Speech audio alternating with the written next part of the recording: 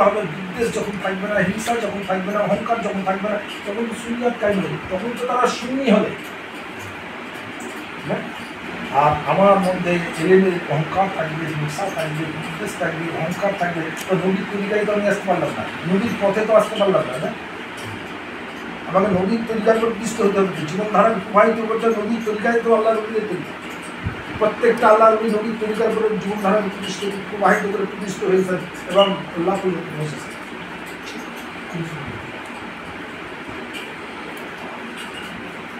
আমার হাজরা দোষের রাহিত নিশ্চিত রাত্রে বলছেন যেটা আবার তৈরি কাছে যাচ্ছে মানে মজা হয়ে গেছে। তো তাইফে আল্লাহ নবীকে পালন করছে, নবী দ্বারা প্রভাবিত তিনি রক্তাক্তের সংজ্ঞায় বলছি সংজ্ঞা প্রাপ্তি হওয়ার পর সর্বপ্রথম যারা নিপীড়ন করেছে অত্যাচার তাদেরকে ক্ষমা করে তাদের হেদায়েত এটা হচ্ছে নবীর তরিকা। তাহলে এই তরিকার উপরে সারা দুনিয়ার আল্লাহ পরীক্ষায় এই মহান আদর্শের পর ইসলামের একটা মহান আদর্শ, এই আদর্শের ধারা ওই আল্লাহ থেকে প্রবাহিত হবে। তাই ভারতবর্ষে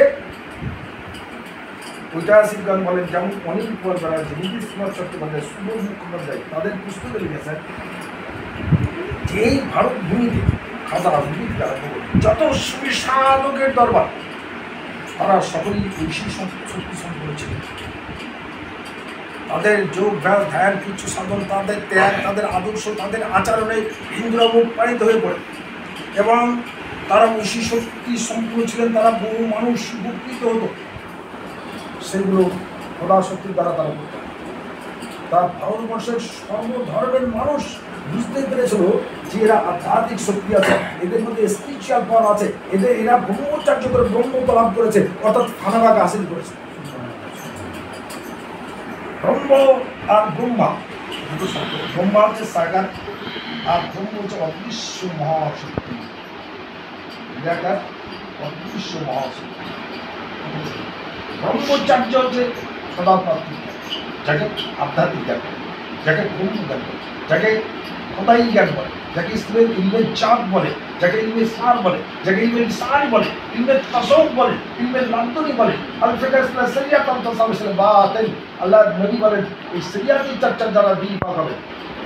যাকে পাক করার জন্য তাসাউফের চর্চা মানে আমি পায়া দিলাম, এদের বাড়ি যা আসে চিন্তাও করি আমার কাছে যে আরেকজন আলো পাবে, দিন জেলতে হবে, দিন পাক হবে, ইসলামের মহানীতি কাজ হয়, মহানীতির উপরে নিজেকে প্রতিষ্ঠা করতে পারবে না। আল্লাহ মহানীতি করে কত সময়, যত সময় দিন পাক হবে।